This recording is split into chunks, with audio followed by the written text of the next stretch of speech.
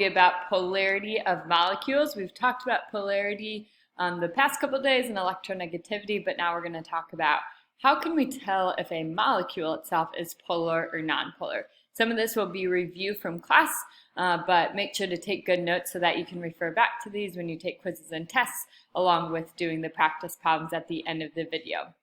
Make sure that your notes are labeled with today's dates and polarity of molecules, and that you take notes on each step in each example throughout this video, and then do the practice problems at the end in order to get full credit. There are 4 steps that you will want to write down to determine if a molecule is polar or nonpolar. The first step will be to draw the Lewis dot structure.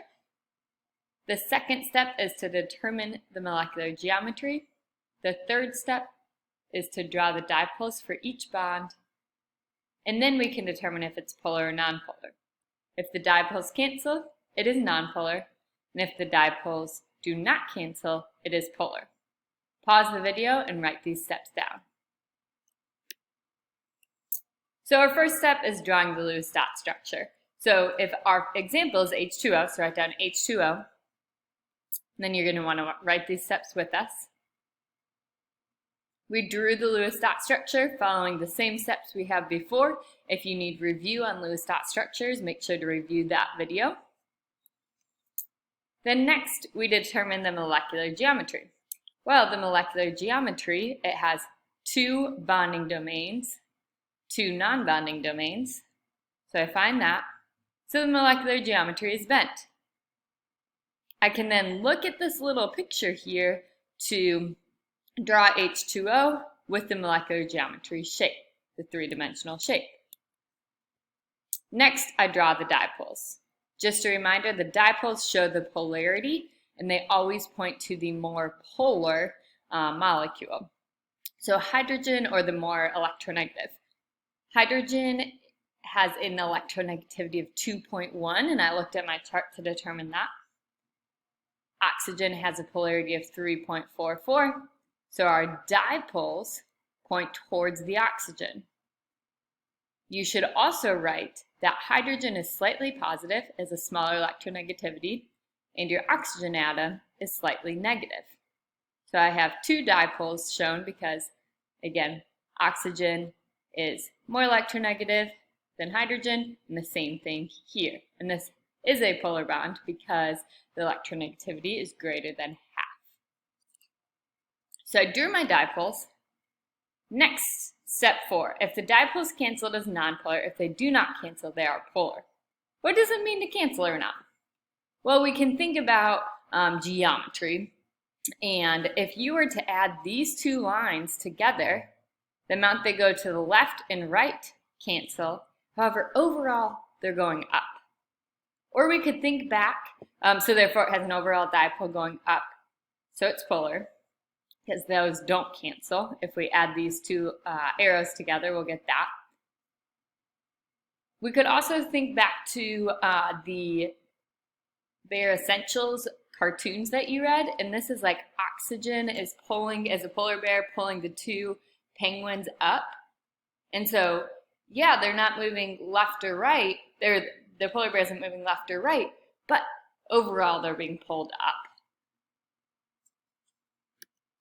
So this one is polar. Make sure you've shown all these steps, and then we're going to do one more example. Our next example is CO2, so write this down in your notes. Our first step is to draw the Lewis dot structure. CO2 has double bonds. We would find that by going through the steps to draw a Lewis dot structure.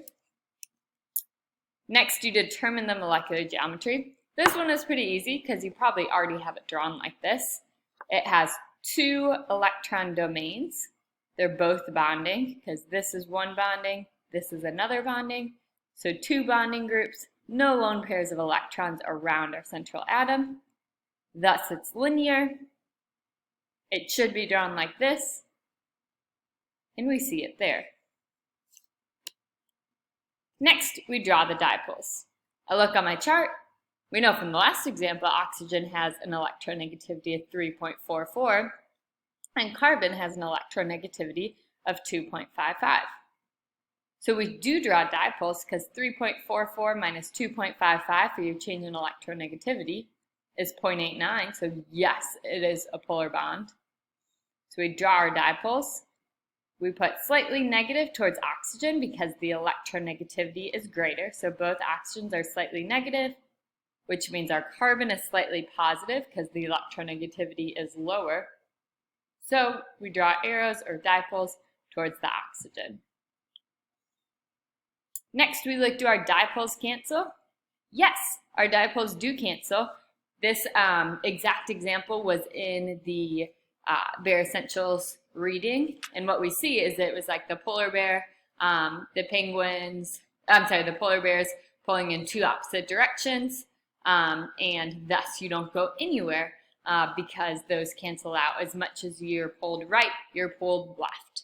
So therefore, it is non-polar. There's no polarity in the overall molecule.